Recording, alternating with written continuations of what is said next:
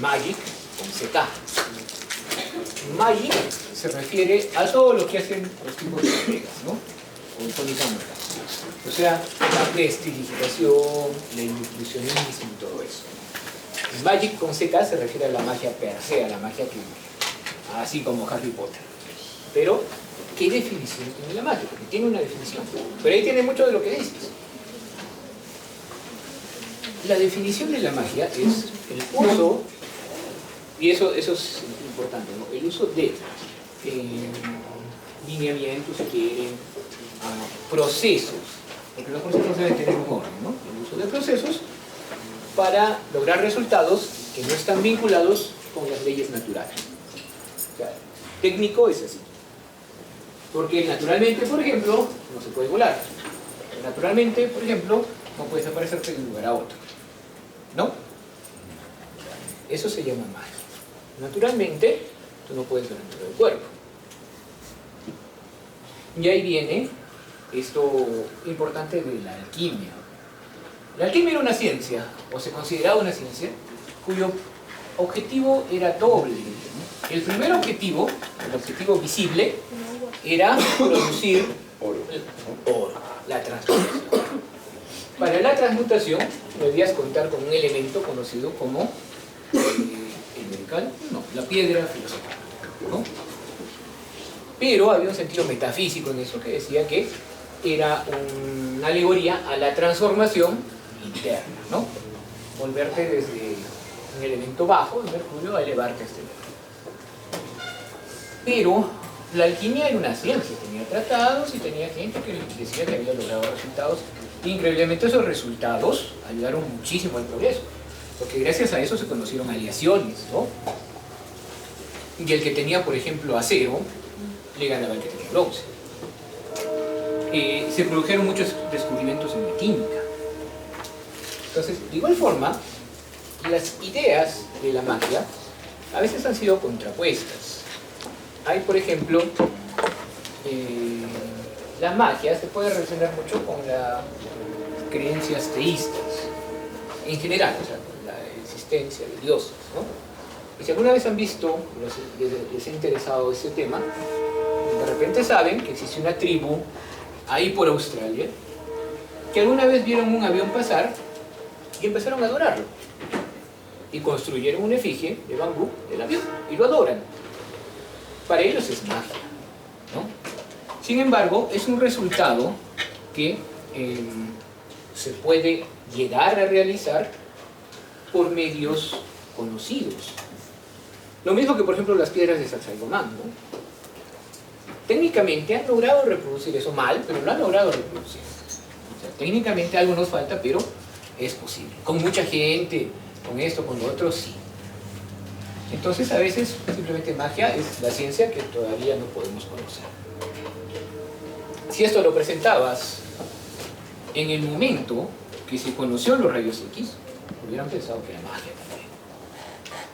Sin embargo, a veces las cosas se dan en su debido momento, ¿no? Entonces hay un montón de procesos físicos y el aprovechamiento de los rayos X para el siguiente paso lógico, que no era tan lógico, sino fue una idea que se fue desarrollando con el tiempo y que alguien tomó, que no existía y la hizo ser, ¿no? Y eso es importante porque es parte de lo que uno debería hacer como profesional. ¿Ok? Ser creativo.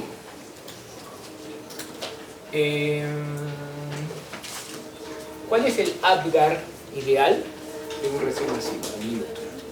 9. ¿Quién inventó el Apgar? Apgar. Muy bien. ¿Y qué era Apgar? Era una mujer. Claro, obviamente porque era virginal, que era doctora. Anestesia. Me olvidó la cosa, dijo. Para que vaya mejor, para que no estén fregando a mí, ¿no? Y, sin estar muy embebida en ese tema, hizo algo que ayudó a los demás, ¿no? En oncología, el cáncer de ano, que está relacionado al papillomavirus también y todo, durante muchos años se trató con un esquema combinado para evitar la cirugía Porque obviamente la cirugía, quitarle eso y dejarlo como es, pues, te curas, pero ¿a qué precio, no? Así vives, pero la calidad de vida de todas maneras disminuye. Entonces, durante mucho tiempo se utilizó el esquema de Nigel, ¿ok? ¿Y qué proponía? Vamos a darle quimioterapia, después radioterapia y quimioterapia, y después quimioterapia, ¿no? Y era muy efectivo en los casos en los que estaba indicado en evitar la cirugía. ¿Y Nigro qué era? ¿No? Ahora no podemos decir si es hombre o si es mujer. ¿Por qué? Porque no lo conocen mucho. Era un hombre, era médico, pero era cirujano. O sea, ideó algo para evitar hacer cirugías, pero que al final fue para un bien mayor. Entonces, a veces la gente que ve el problema de fuera tiene más éxito en llegar a una solución. Y eso es bueno. Está la famosa hipótesis del hombre impar, ¿no? Jurassic Park, Jurassic World, Jurassic etc.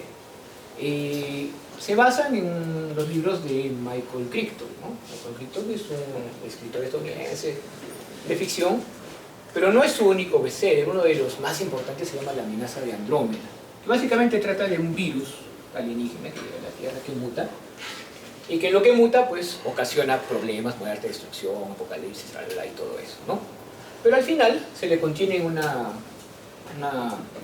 un complejo de investigación y se trata de estudiarlo. Y en ese complejo solo habían unas cuantas personas, y este complejo estaba diseñado para, si hubiera una fuga del virus, autodestruirse, ¿no? Pero bien, ¿no? Así tipo Irán, bombas nucleares. O sea, explotaba una ojiva nuclear y se destruía todo el centro. Lo que pasa es que se dieron cuenta que el virus había mutado por la radiación. Al estar expuesto a la estratosfera había mutado y ahora se convirtió en un virus que era inocuo para los humanos, pero que se comía las estructuras de goma. Por ende, como lo estaban conteniendo en esa instalación, logró escapar. Y ahí se activaron las alarmas y se iba a explotar todo y iba a dar lugar a miles de mutaciones, ¿no? Cada una que podría ser peor, y ahí sí iba a ser un apocalipsis. Entonces, el único que podía detener eso, de todo el equipo de científicos, era uno que era soltero. ¿Por qué? Porque, bueno, en el libro lo presentan como la hipótesis del hombre impar, ¿no? Decían que una persona que no tuviera ataduras de ningún tipo, sentimentales, era más propensa a tomar una buena decisión que alguien que no las tuviera. No, que sí las tuviera. Entonces, siempre se reconoce quien está lejos del problema tal vez tenga la mejor solución al problema. Uno dice, no, hay que empaparnos, sí. Nos empapamos todo, pero cuando queramos resolver el problema lo tenemos que hacer desde una óptica equilibrada, fría, distante. Pero si estamos lejos del problema, mejor que bien, ¿no? Entonces ya teníamos rayos X, ya teníamos la forma de poderlo ver el cuerpo desde adentro, pero ahora estábamos viendo qué más hacer. Hacer una tomografía, que básicamente en su etimología indica que estamos haciendo una reproducción, una imagen de un corte. Se basa en medir la atenuación de los rayos X en un solo punto, ¿ok? En un solo punto de este cuerpo. Así que creando varias mediciones de ese tipo e interpolando, utilizando algoritmos, en los cuales tiene que ver la transformada de Fourier, se puede realizar un mapa, ¿no? Y esa mapa de densidades la podemos presentar en forma de una imagen. Es un paso lógico para ver la evolución de los rayos X. Pero se va pasito a pasito. Este matemático austriaco, Radon, demuestra de que teóricamente, si nosotros conocemos las densidades de diferentes puntos de corte infinitos, será posible reconstruir el interior de un objeto. ¿Por qué infinitos? Bueno, teóricamente es posible. ¿Cuántos lados tiene el cuadrado? 4. ¿El hexágono cuántos tiene? 6. El icosaedro, bueno, ese tiene 20. Pero es una figura en 3D. Entonces, ¿cuántos lados tiene el círculo? Infinito, ¿no? Entonces, en teoría, el infinito existe. Es inconmensurable, pero existe. Entonces, él, partiendo de la hipótesis del infinito, dijo, con infinitas reconstrucciones podemos hacerlo. Después alguien por ahí, elaborando su idea, dijo, si tenemos reconstrucciones finitas, también lo podemos hacer. Entonces, es una idea teórica que ya es posible llevarla a la práctica. Y hubo mucha gente que lo hizo. Cormack, en la década del 50, hizo experimentos, ¿no?, con densidades y llegó a la conclusión de que era posible. Sin embargo, no tuvo mucho eco en la comunidad científica, tal vez por la forma como lo presentó. ¿Okay? Hay trabajos rusos al respecto, que se sabe que existen, no se sabe si se continuaron, no se sabe si llegaron a buen puerto, no se sabe nada. Bueno, el tema de la Guerra Fría obviamente pagó la cuota en ese caso. Pero en la década del 60, Hounsfield toma esas ideas de Cormack y se le ocurre que esas ideas caen a pelo para imágenes del cuerpo humano.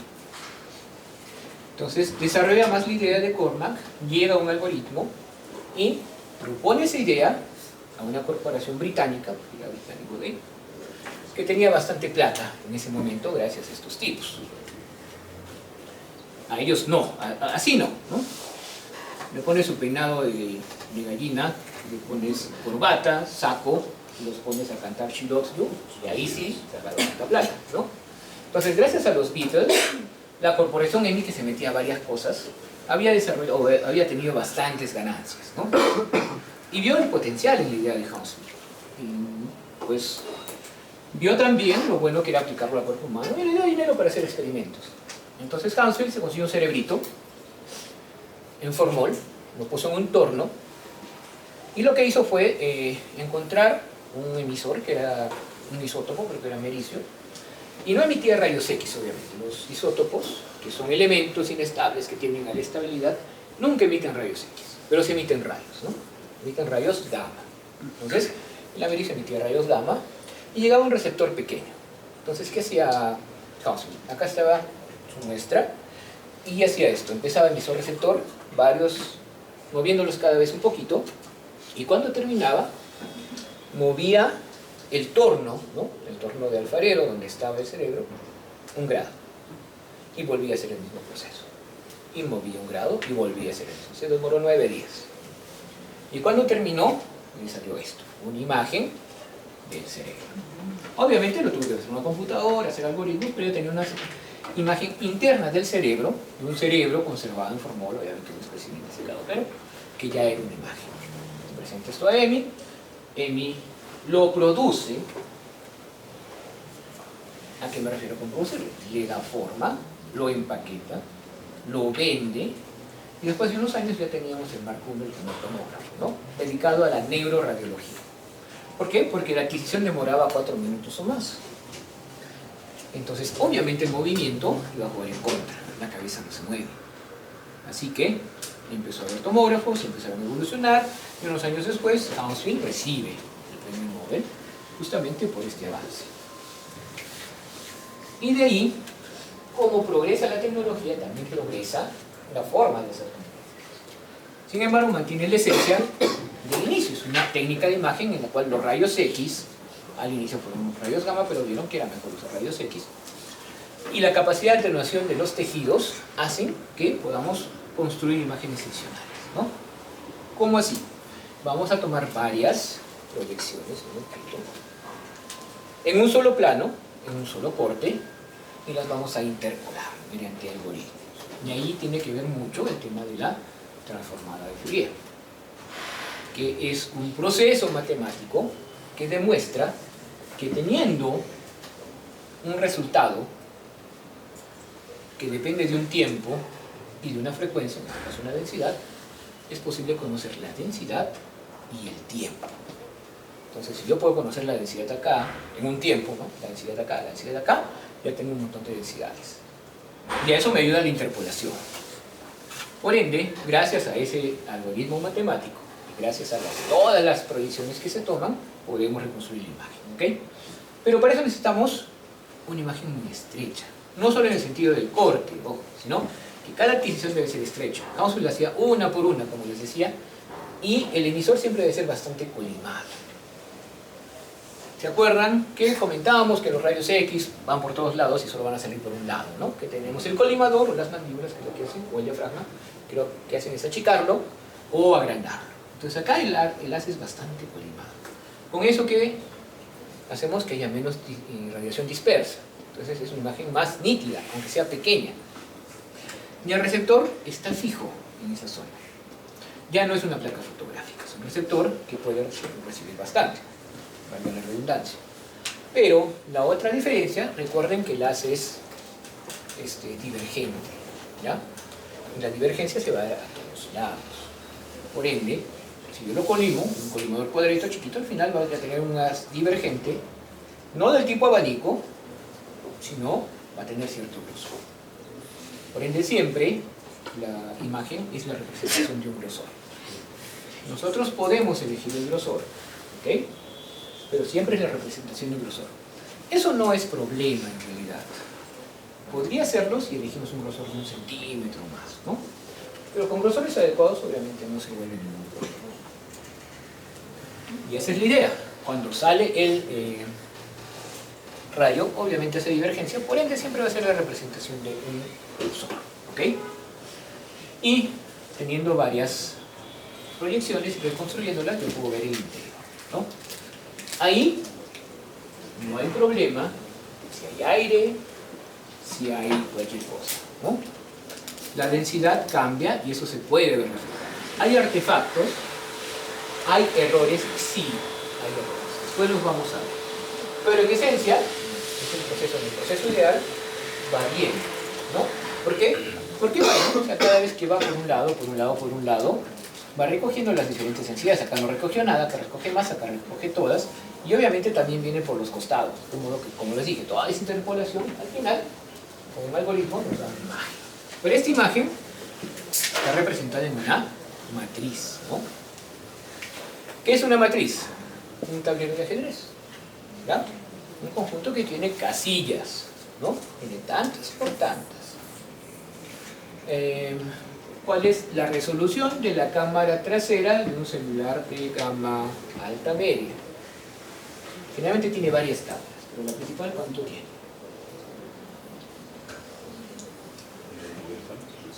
Hay desde 50 megapíxeles hasta 120. 1024 píxeles es un megapíxel, ¿no? O sea, es un montón de píxeles. Acá hay píxeles también. Ustedes ven acá delante, son cuadraditos. Entonces, una matriz tiene tanto por tanto píxeles, ¿no? Elementos que constituyen la imagen. Pero estos píxeles, que yo los representaría así, son la representación de un cubo, o mejor dicho, en este caso, de un trapezoide. Porque han visto que el rayo es divergente, ¿no? Y tiene un grosor. Y ese grosor tiene una altura z.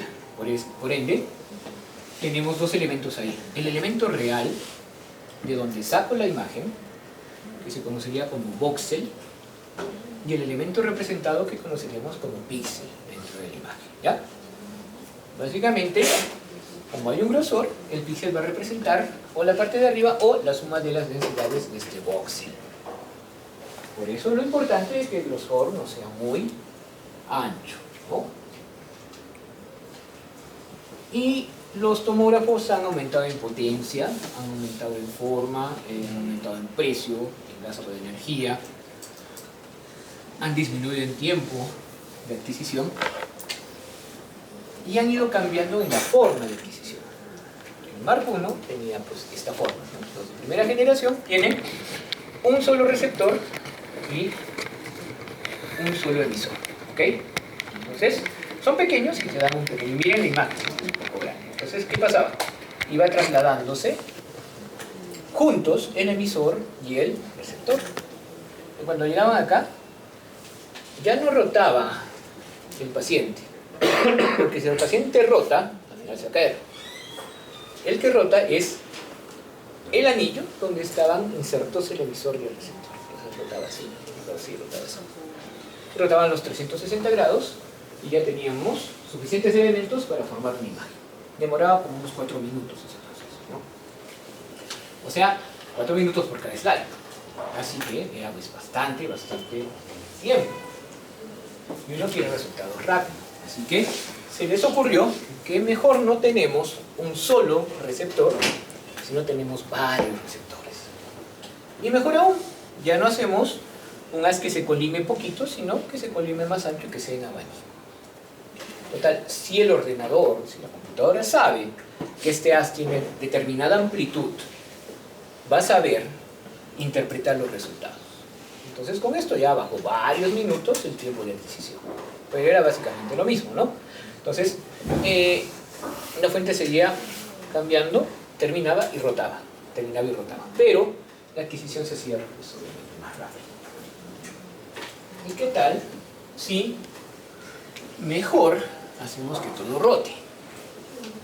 De ese momento ya se empieza a llamar tomógrafo axial, ¿no? Entonces ahora tenemos un arreglo de detectores, varios, un emisor, el mismo hace en abanico, pero en el momento en que se hace la adquisición, ya no está haciendo esto, sino está rotando todo. Obviamente rotan los receptores y el emisor, porque están insertos en esta dona que ustedes ven que se llama el NAND.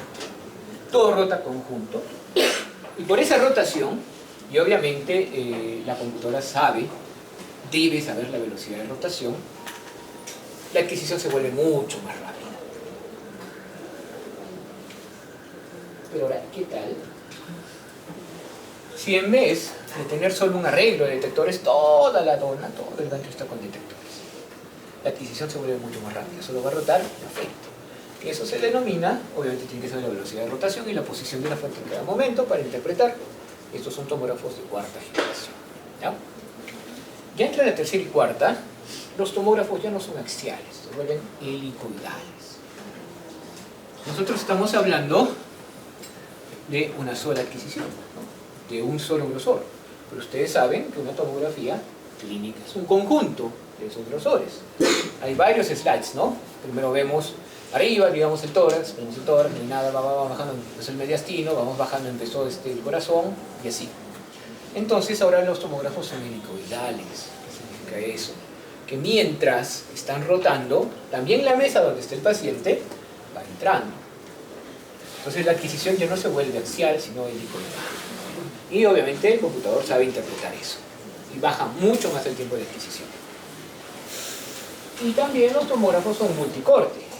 Ya tienen, no un arreglo, sino pueden tener otros arreglos adyacentes. De modo que pueden tener 6, 8, 16, 32, 128, 256 o 512 cortes. Y el tiempo de adquisición se vuelve segundos. Y en algunos casos fracciones de segundo. ¿Y eso en qué nos ayuda? Obviamente en que respire el paciente, ¿no? Porque que deje de respirar un minuto es diferente a que deje de respirar 5 segundos. Pero también hay estructuras que nosotros tenemos que son estructuras que tienen un movimiento y que ese movimiento obviamente no lo podemos controlar, pero que ya podemos verlas mucho mejor con estos tiempos pequeños. Angiocardiografías, ¿no? Por tomógrafos de última generación salen bastante bien. Ahora, en relación a la quinta generación, estamos hablando de helicoidales y todo, deberíamos decir que más esto es sexta generación. ¿Ya? Esto es un tomógrafo de electrones. Casi no hay, son carísimos, menos energía, una imagen mucho mejor, pero bastante caros y bastante difíciles de mantener, ¿no? Porque son delicados. En vez de un haz de rayos X, es un haz de electrones. Y aprovechamos el tema de los elementos de los electrones y su colisión para recibirlos y formar la imagen. Actualmente estos tomógrafos que son helicoidales, que son espirales, ¿no? Y son multicorte, han retomado la idea de los tomógrafos de tercera generación. Es decir, que hay un arreglo, varios arreglos, obviamente que son multicortes, y el emisor, y dan vuelta. ¿Ok? Pero sí, ahora las imágenes salen mucho más rápido. Entonces, ¿qué nos permite? Evaluar estructuras que ya no son solo la cabeza. Porque si le podemos decir al paciente, deje respirar, deje respirar 10 segundos, nos va a permitir dar un buen resultado. Al final, ese resultado, recuerden, siempre va a ser en una matriz, es un grosor obviamente, ¿no? Ahí están los voxeles representados, ahí está un voxel representado, Pero lo que vemos es simplemente un píxel, la representación de ese voxel en una densidad. ¿Cuántas densidades tenemos en rayos X? 5. ¿Y ahora cuántas vamos a tener? Al menos 2000. ¿Y cuántas puedes reconocer tú? No es una pregunta capciosa. El mundo, chicos, no es ni blanco ni negro, ¿no? Hay diferentes tonos de gris. Y el ojo solo puede reconocer 20 tonos de gris, incluyendo el blanco y el negro. ¿Qué hacemos? ¿Para qué tenemos 2000? Ahorita vamos a ver cómo vamos a manejar eso. Ahora, esto idealmente debería darnos imágenes nítidas. En la práctica no es así. ¿Por qué? Porque hay algunas limitaciones. La primera, si esto fuera un objeto de densidad similar, ¿ya? Y yo tengo un rayo, recordemos, ¿no? El rayo, ya lo vimos en rayos X, no es monocromático. Hay un espectro de energías que tiene. Que el espectro puede ser lo más homogéneo posible, sí. Pero hay varias energías. Hay unas más duras, un poquito más blandas. ¿Ok? Entonces, ¿qué pasa cuando yo tengo un rayo que atraviesa de aquí para acá? Algunas energías se van a perder, ¿no? Las más blandas. Pero ¿qué pasa si el rayo atraviesa de aquí para acá? Por la mayor cantidad de átomos que se va a encontrar, incluso algunos rayos que sean duros se van a perder. Por ende, el resultado, porque el receptor va a estar acá o va a estar acá, va a ser diferente a pesar de que el objeto tenga la misma densidad. ¿Sí? Y el resultado sería este. Sabemos que el hígado es el hígado, que tiene una densidad similar porque es el hígado, y miren cómo se mira. Vale, la redundancia también. Se mira diferente, con diferentes densidades, a pesar de ser un órgano de densidad homogénea. Por eso, este moteado por fotopenia, también conocido como speckle, ¿no? O el granulado que se le da, es un efecto normal.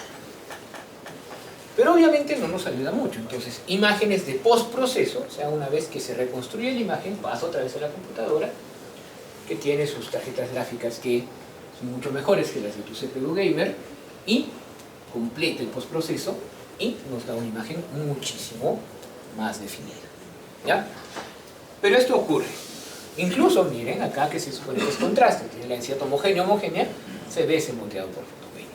Por postprocesos se termina y se puede eliminar, ¿no? Volumen parcial.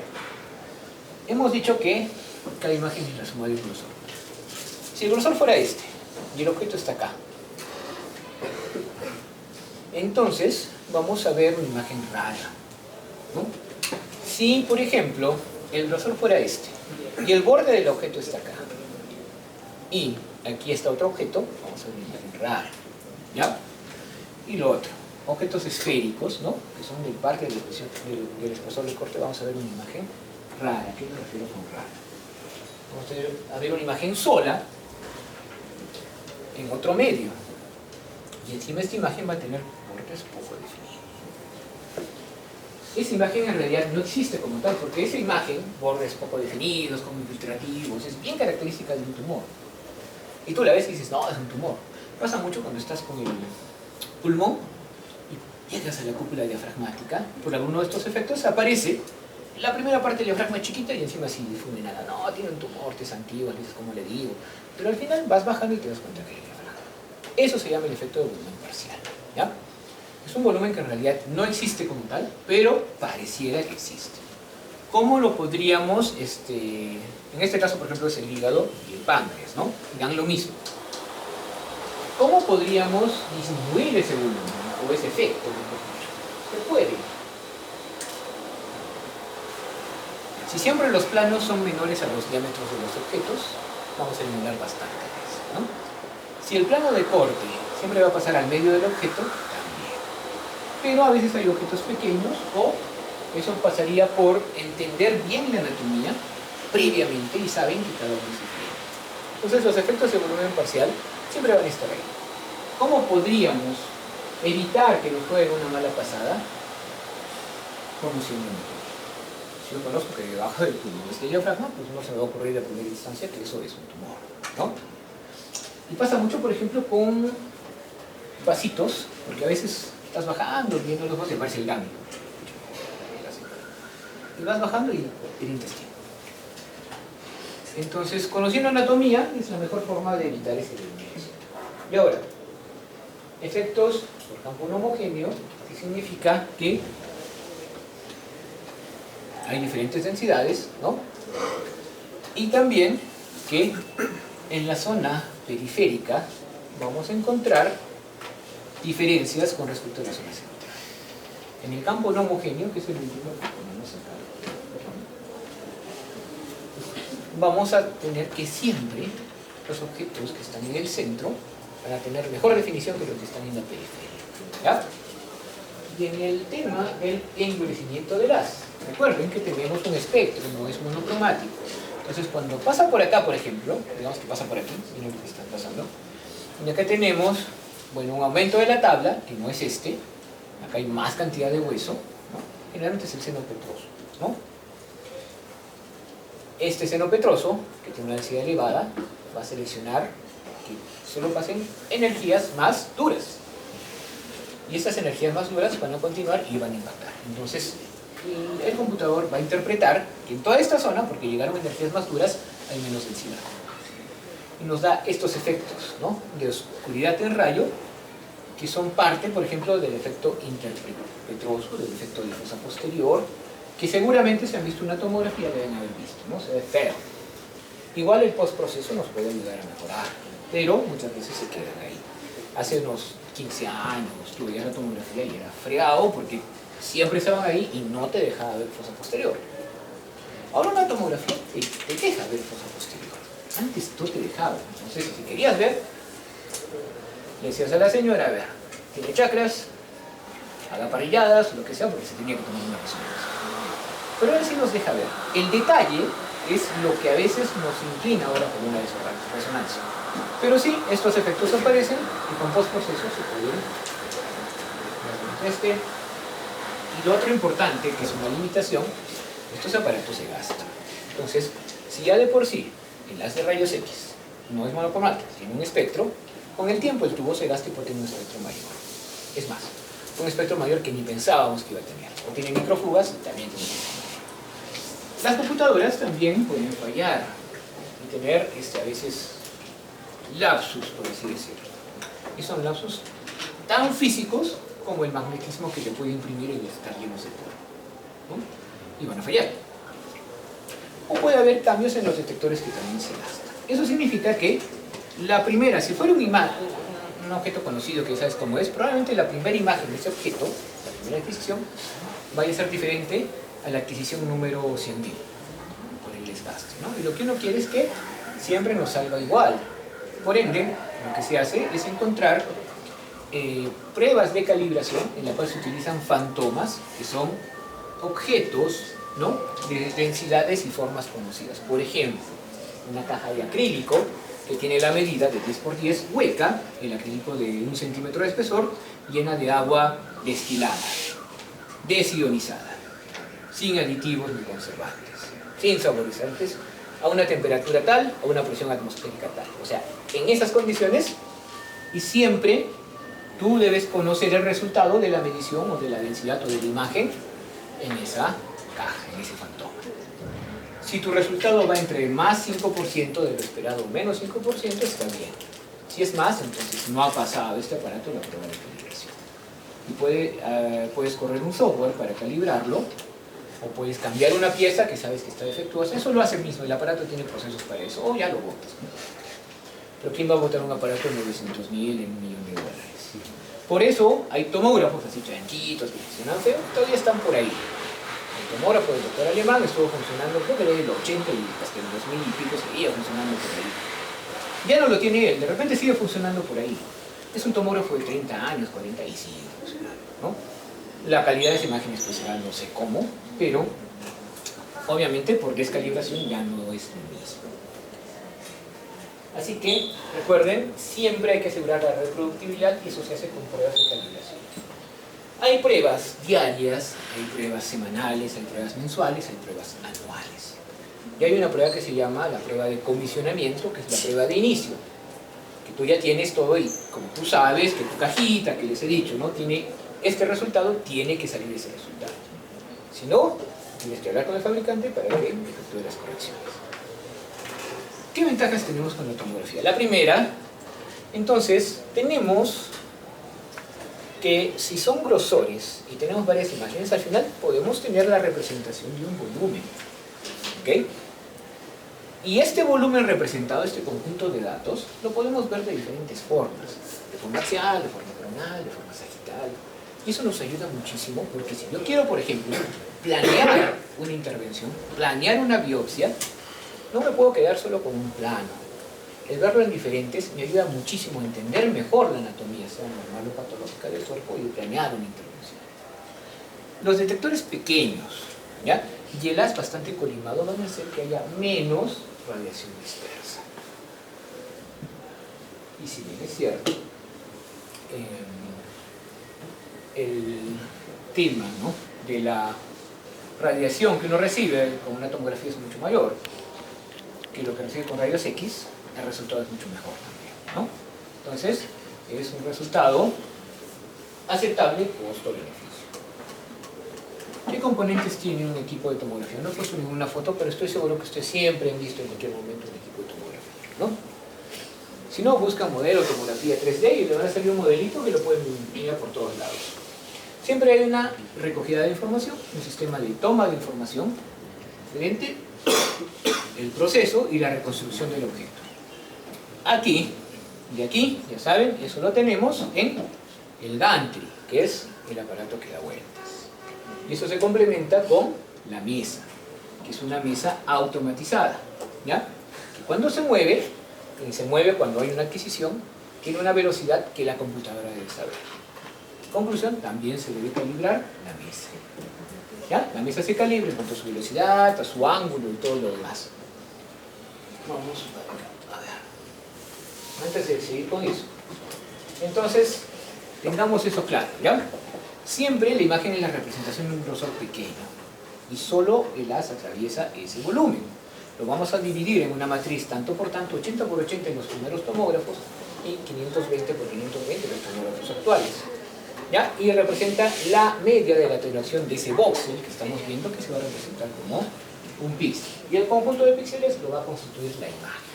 Ahora, esta información la recogemos porque en esta matriz, en cada punto de la matriz, estamos haciendo un proceso de densitometría. Estamos tomando toda la densidad de ese grosor.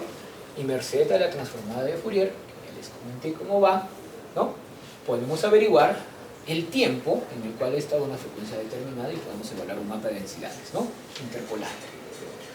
Ya dijimos que se ha retomado la arquitectura de tercera generación, entonces el emisor tiene un radio, un abanico, y hay varios receptores que giran con él, ¿no? Entonces estos receptores toman la densidad y la convierten en impulsos eléctricos que van hacia la computadora, y la computadora luego va a hacer un sistema de proceso, ¿no? ¿Y por qué es importante esto también? Porque hay muchos, y de hecho hubo un problema hace unos años también, creo que sí, el año pasado, que vienen con los cables. Alguna vez, no en el hospital, pero alguna vez, esto ha sufrido porque una rata los mordió. Las ratas tienen hambre, y las ratas comen de todo, y las ratas salen con la lluvia. Entonces alguna vez se malogró el tomógrafo y el problema fue eso. La rata mordió los cables. Entonces ya no había forma de que los impulsos vayan hacia el ordenador. Hasta eso se tiene que revisar a veces. La información se procesa ya en el ordenador, merced a varias tomas, la interpolación con algoritmos y la transformada de Fourier, y dura pocos segundos. Pero para que dure pocos segundos tiene que ser una computadora muy potente, ¿no? Así como los radiólogos tienen un monitor, que esto es una zapatilla, su lado en serio, cada monitor para radiología debe costar $10.000 para arriba, ¿no? Y el monitor de tu PC Gamer te ha costado 200, o sea, la calidad de resolución es mucho, mucho más grande. Igual estos ordenadores son delicados, son muy potentes, pero lamentablemente tú los prendes y aparece el logo de Windows. ¿Y eso por qué? Porque Windows es el sistema operativo peor del mundo, ¿no? Pero lamentablemente es comercial. los sistemas, y en general, los sistemas que pueden utilizar otra tecnología, y no me refiero a iOS, ¿no? Ubuntu o cualquier otro sistema libre dedicado a Linux, son mucho más robustos, pero son pocos en realidad. Entonces tenemos un ordenador potente que lamentablemente tiene Windows, pero la potencia le da para hacer estos cálculos complejos en segundos, ¿no? Y presentarnos la imagen rápidamente. Ahora, esa reconstrucción se da en una matriz que actualmente es 520 por 20, y recuerden que el voxel siempre tiene un grosor, puede ser tan mínimo como 0.1 milímetros, que es bastante ya. Y nos va a presentar una media de intensidad en cada píxel. Esta densidad se mide en unidades Hounsfield. Sobra decir por qué. Y van más o menos desde menos 1000 a más 1000, o sea, hay por lo menos 2000 unidades Hounsfield. De hecho hay más, porque el metal está más arriba. Y nosotros solo podemos distinguir 20. ¿Qué hacemos? ¿Para qué hemos hecho esta cosa, este sistema tan complejo? No nos va a servir. Bueno, si ustedes se dan cuenta ahorita, están sometidos a un montón de información, ¿no? Hay una pizarra, yo les hablo, tienen ropa, y la ropa produce un roce en sus terminaciones nerviosas en la piel. Aparte hay una temperatura y ustedes tienen termorreceptores para saber esa temperatura. Algunos tienen las manos sobre los pupitres y eso produce también en los receptores de presión alguna sensación. Y hay muchas de esas que ustedes eligen obviar, ¿no? Espero no sea la clase. Todos en algún momento sentimos esas sensaciones. Por eso es, ustedes se dan cuenta, todos los que han tenido su mascota desde cachorrito, le han dicho, le vamos a poner ropita. A mí no me gusta, pero ya pues, le han puesto, ¿qué voy a hacer, no? Entonces ya le van a poner su polo de policía. Le ponen, y la primera vez que le ponen, se lo quiere quitar. Que al mes ya no, ya está normal, se sale, hace sus cosas de perro, obviamente. Entonces, uno se acostumbra y elige obviar información. Y acá nosotros tenemos un montón de información que elegimos obviar, en pos de enfocarnos en una que nos sirve. Pero esa información sigue ahí.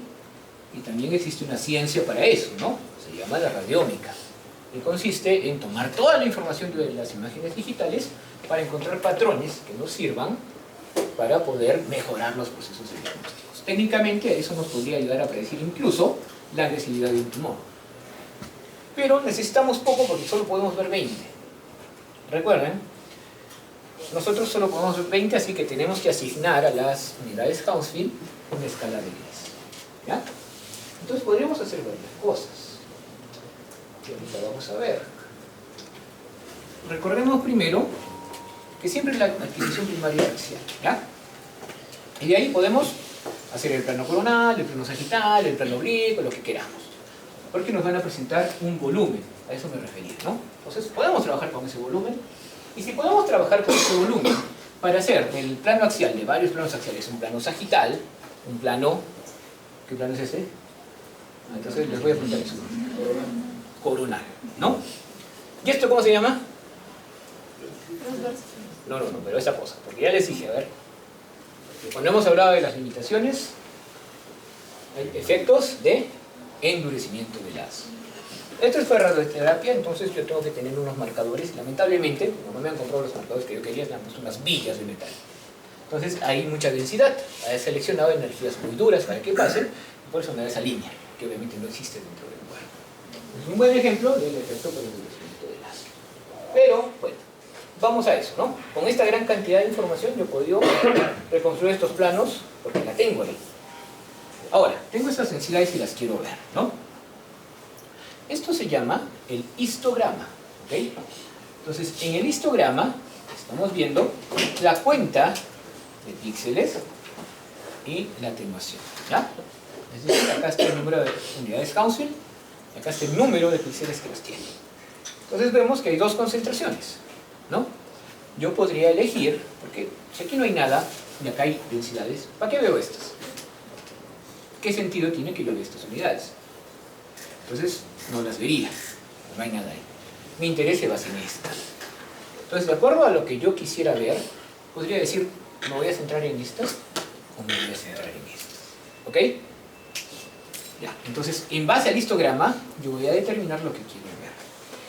O en base a la clínica también, yo puedo determinar lo que quiero ver. Y lo que quiero ver, lo expresaremos de esta forma. Digamos que este es un riñón, ¿ya?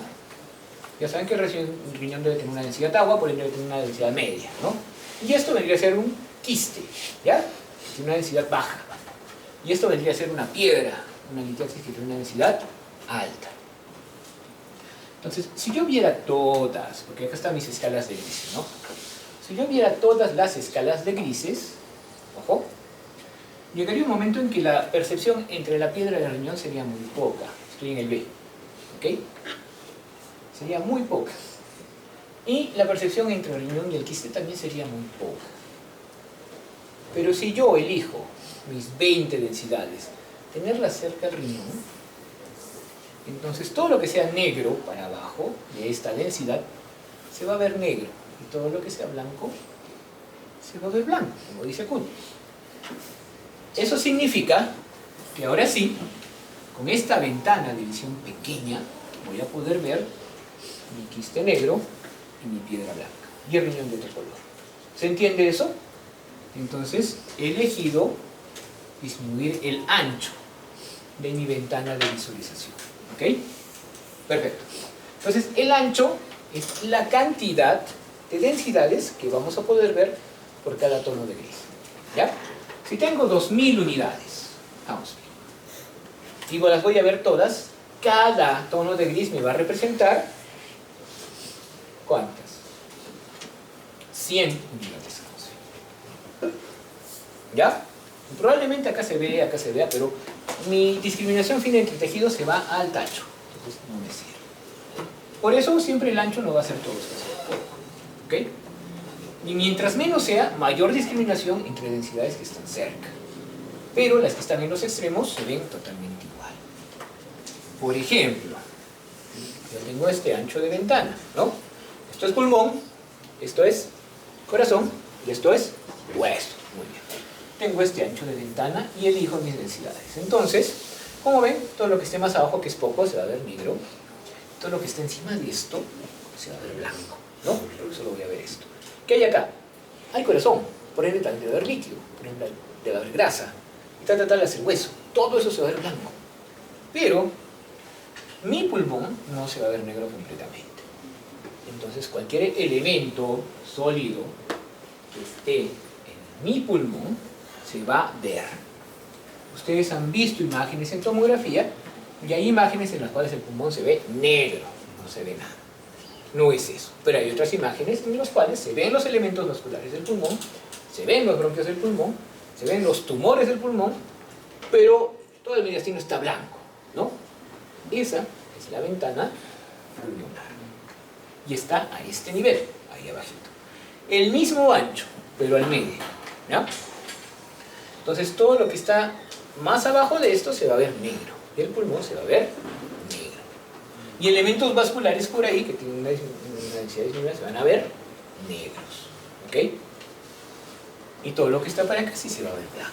Pero lo que está en el medio, que viene a ser el corazón, y elementos vasculares, y de repente la grasa, y los ganglios, sí se van a ver, ¿ok? Y esto tiene un nombre también, se llama la ventana mediastínica.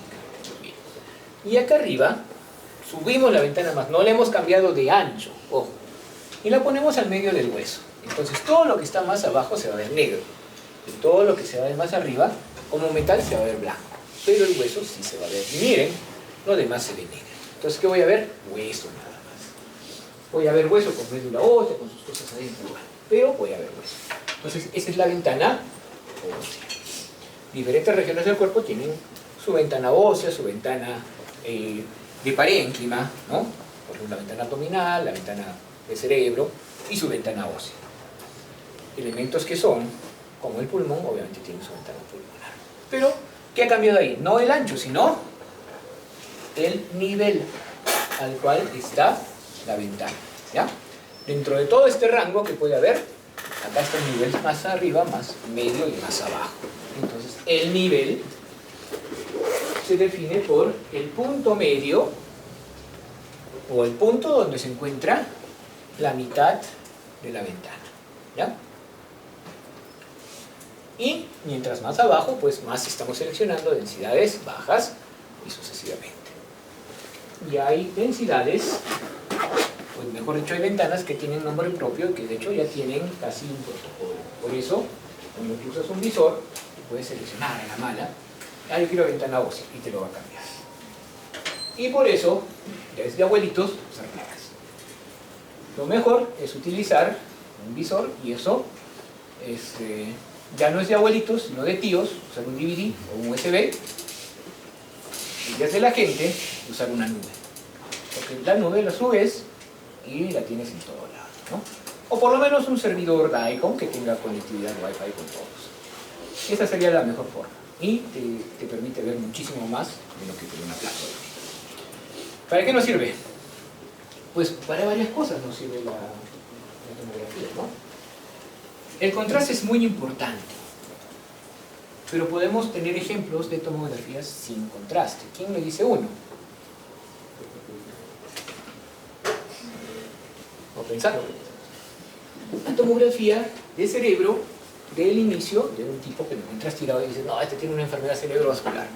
Isquémica o hemorrágica, no sé, ya tómale una tomografía, pero no le pones contraste. Por razones que vamos a ver en la tercera fase, ¿ya? Otro ejemplo, unas tomografías para los traumatólogos, ¿no? No porque sean tacaños, sino porque a veces no necesitan el contraste simplemente para ver y reconstruir cómo deben hacer la reducción. Y otro ejemplo que probablemente lo han vivido sin saber, una tomografía pulmonar sin contraste para evaluar enfermedades respiratorias, como por ejemplo las opacidades del hilo deslustrado, ¿no? Propias del COVID. Ahí no necesito contraste, solo necesito mi ventana pulmonar. Y con contraste, ahí tenemos muchas cosas que ver, ¿no? El contraste tiene una dinámica en los tejidos y tiene una dinámica en los vasos. Por eso el contraste puede tener tres fases cuando se le inyecta, y se ve en la tomografía: arterial, portal y cardíaca. Portal donde se pueda, obviamente en el hígado, porque el sistema portal hipoficial es muy pequeño para ser definido, y el otro sistema portal, que es el del vaso, la verdad que no nos interesa. Entonces, portal nos define más para el tema del hígado. Y justamente es en el hígado donde tenemos una de las mejores aplicaciones de la tomografía trifásica, ¿no? La cual por protocolo se mide y se toman imágenes en las tres fases. Esta sirve para diferenciar entre lesiones benignas como los adenomas o malignas como un cáncer de hígado. Solo en base al comportamiento que va a tener el contraste dentro de esa lesión, ¿okay? Y podemos distinguir entre diferentes patologías y algunas otras no. Y recuerden que en muchos casos la tomografía es el estándar de oro. No significa que se va a usar siempre, pero es la prueba que puede tener mayor sensibilidad y mayor especificidad, ¿no? Entre las disponibles. Muy bien, entonces si me han escuchado más o menos, ven que acá la discriminación entre tejidos no es tan buena. Acá es mejor, ¿no? Miren. Miren también el grosor de las tablas. Recuerden, ¿no?, que si yo elijo un conjunto de densidades menores, todo lo que esté arriba se va a ver más blanco. Entonces probablemente cuando las tablas estén, o cuando elija densidades superiores, las tablas sean más reales. Por ende, esta sería una ventana, ¿qué me dice? Una ventana ósea, ¿ya? Poca definición de los tejidos blandos y tablas más agudas, por así decirlo, más definidas, es una ventana ósea. ¿Y esta ventana ósea para qué nos sirve? Pues para ver problemas en los huesos como rupturas de las tablas, como erosiones, que eso es muy importante, y demás. Lo grosero es grosero y se nota bastante bien. Y esto es lo grosero, ¿no? Es un seno. ¿Cuál de todos? Es el seno maxilar, ocupado por una estructura, no creo que sea moco, porque el moco no te rompe el seno maxilar. ¿Ya? Entonces tenemos ahí un tumor del seno maxilar. Ah, y ahí esa es una cosa importante. Claro, sí podría ser moco, pues yo le pongo contraste y el moco no se va a quitar. ¿No es Entonces, como ven, a veces las estructuras tienen que tener contraste para tener una mejor definición. Y ahí están todas las aplicaciones que quiero que revisen, para que sepan que después las desarrollamos en lo que va la clase avanzando en la segunda y tercera fase. Muy bien, chicos.